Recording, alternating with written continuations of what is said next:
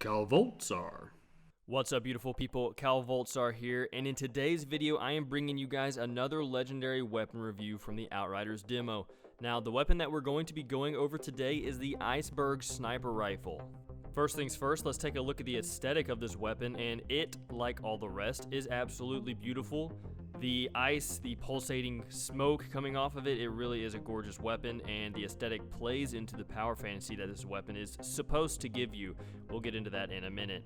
Now, let's take a look at the attributes on this weapon. We have critical hit damage, which makes sense considering one of the perks revolves around headshots. Next, we have status power, which would increase the duration of the freeze status effect procced by this weapon. And then we have long range damage, which again, it's a sniper rifle, that makes sense.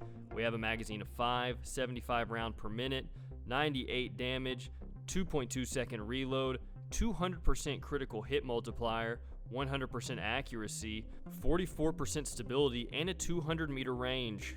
Now, let's talk about the mods on this weapon, and this is where the problems begin to arise. As you saw in the thumbnail, this weapon is bugged, or at least is having a very difficult time in getting these mods to proc. Now, first things first, let's talk about the tier 2 mod Icebreaker, which I have never seen activate on this weapon one time.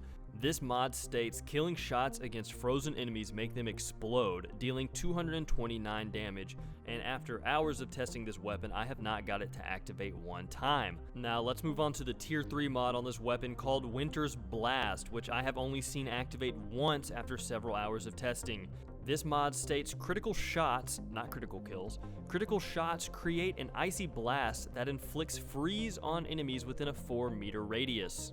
Now, first I'm going to show you guys the Winter Blast mod actually working. It took me hours upon hours of trying to collect footage to finally get this mod to proc, and I was pretty surprised when it did because I just didn't expect it to happen. But yeah, take a look.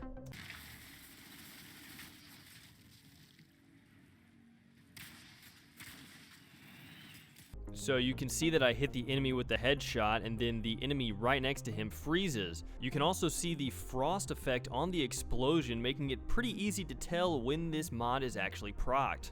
Now, something else that you may notice is that when I shoot the frozen enemy, the tier 2 Icebreaker mod does not proc, and that enemy does not explode. Neither does the elite I'm currently shooting. Now, on screen you can see some promotional footage from the Outriders official Twitter page of the Iceberg sniper, and it looks absolutely devastating, freezing and blowing up all enemies in its path. But I especially want you to look at this footage right here. You can see the player in question landing a headshot on an elite, causing them to freeze and explode. You can see the same thing happening to other enemies, and this would make this weapon extremely powerful.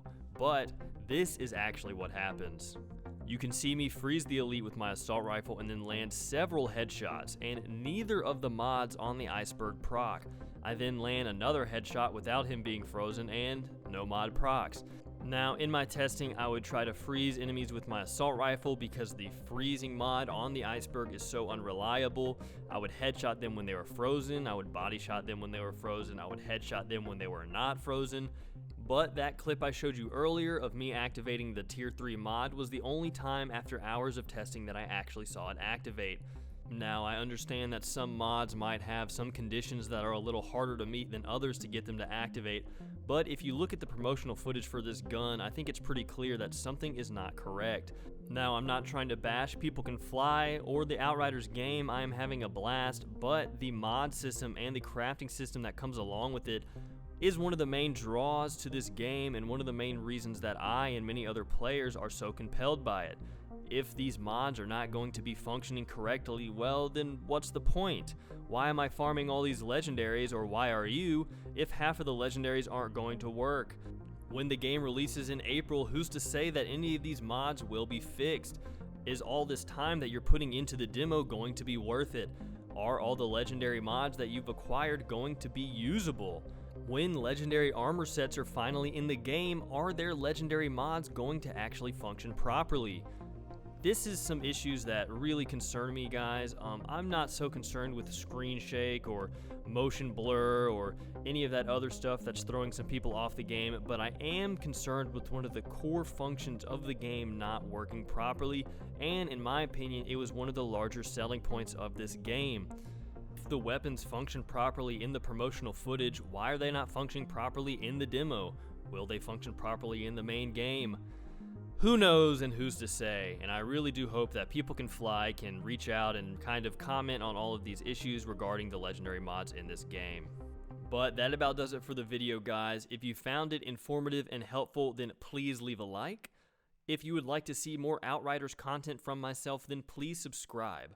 If you have the Iceberg sniper rifle and you're having an easier time proccing its mods, then leave a comment down below.